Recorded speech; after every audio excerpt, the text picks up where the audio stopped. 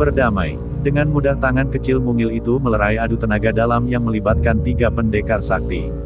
Tenaga Belingis dan Nyai Derimas yang tengah berupaya mengatasi tenaga sedotan jurus bumi tiba-tiba ditarik tenaga asing masuk ke tempat hampa udara. Begitu pula tenaga semesta Raden Kuning tak lagi berfungsi karena mengalami hal serupa. Setelah 3 tenaga yang saling tumbuk itu teralihkan ke tubuhnya, Raden Gatra mendorong kedua tangannya ke tempat berbeda. Dengan lembut Raden Kuning terdorong 1 langkah ke belakang, begitu pula yang terjadi dengan Belingis dan Nyai Derimas. Hihihihi, ayah, Nyai, ayok main cama acu. Suara cadel Raden Gatra mengejutkan semua yang ada di sana. Subhanallah, cucuku Raden Gatra, engkau anak pilihan. Bagaimana mungkin dengan usiamu yang masih kanak-kanak, engkau sudah mampu melumpuhkan tenaga kalian. Luar biasa cucuku ini. Pangeran Arya Mataram berseru kaget. Keterkejutan mereka yang hadir menonton pertarungan teralihkan ketika Raden Kuning menegur putranya. Dengan menahan rindu, ia setengah berlari menghampiri putranya, Raden Gatra yang telah lama terpisah. Sini, Ger, ayah rindu kepadamu. Raden Kuning menyapa putranya. Tak ada lagi keraguan di wajah Raden Gatra. Sepertinya ia sudah ingat pria di hadapannya itu adalah ayahnya. Dengan berlari kecil ia juga menyambut pelukan Raden Kuning.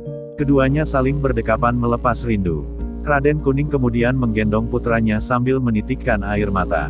Tak lama berselang Raden Gatra turun dari gendongan ayahnya dan kembali berlari menuju tempat Nyai Derimas berdiri. Ayah, ini Nyai, aku suka ikut Nyai. Raden Gatra berseru girang sambil memeluk Nyai Derimas. Pemandangan langka itu mengejutkan Raden Kuning. Perkiraannya selama ini jika putranya itu pasti telah menjadi bahan siksaan Nyai Derimas. Ternyata kekhawatiran itu tidak terbukti. Raden Gatra malah senang bersama penculiknya. Itu menandakan bahwa putranya itu mendapat perlakuan baik. Iya, cucuku, ayo kita pulang ke rumah.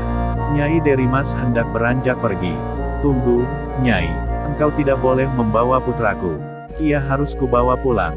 Tidak bisa, aku memiliki hak untuk mendidiknya sesuai perjanjianku dengan Mentrabang. Pertandingan kita tadi tidak ada yang kalah dan menang.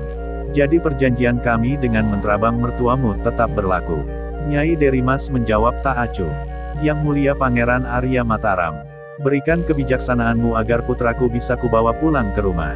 Raden Kuning memohon bantuan dari pamannya. Baiknya kita bicarakan hal ini dengan kepala dingin. Ayo kalian semua tamuku, kita naik ke rumah.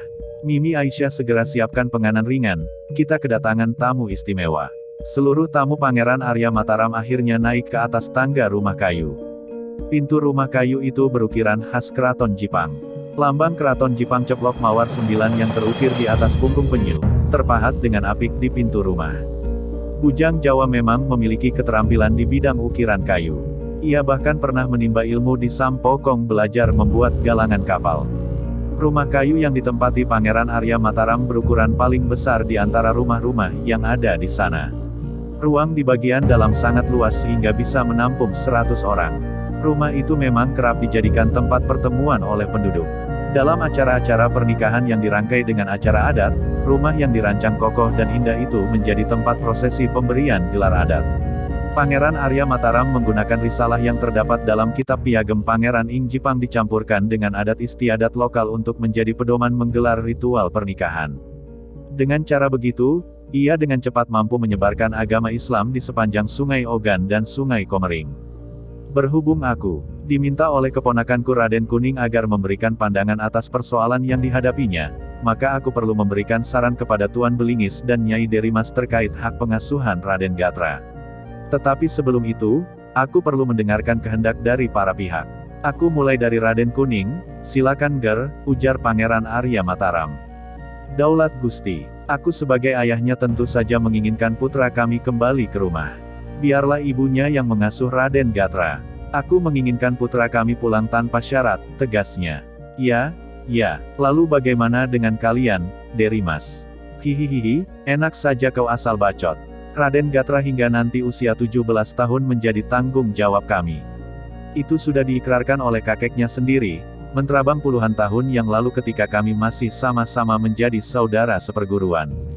Nyai Derimas tetap kukuh dengan pendiriannya.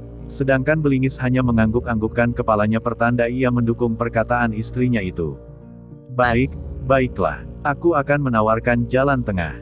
Semoga kalian bisa menerimanya. Hak asuh Raden Gatra tetap berada di tangan engkau Derimas, tetapi dalam jangka waktu setahun sekali engkau harus mempertemukan anak ini dengan ibu dan ayahnya.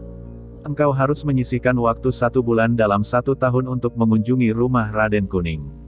Tak baik memisahkan anak dengan ibu dan ayahnya, Derimas. Pangeran Arya Mataram telah memberikan kebijaksanaan.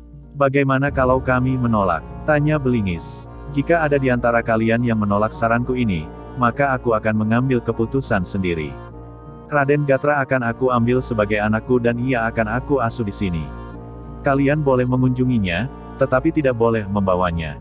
Tegas Pangeran Arya Mataram. Mendengar ketegasan suara Pangeran Arya Mataram, sepasang suami istri Belingis dan Derimas nampak jerih. Mereka berdua segera meralat pertanyaannya dan menyatakan setuju dengan saran Pangeran Arya Mataram yang pertama.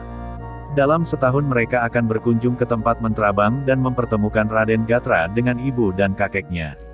Baik agar perjalanan keponakanku Raden Kuning tidak sia-sia, maka kalian berdua harus segera mempertemukan Raden Gatra dengan ibunya.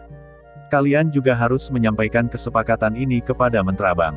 Berarti urusan kalian berdua dengan keponakanku Raden Kuning dianggap selesai. Dan di antara kalian tidak ada lagi permusuhan. Ayo kita rayakan kesepakatan ini dengan minum wedang jahe. Pangeran Arya Mataram mempersilakan tamunya untuk menyantap hidangan yang telah disajikan.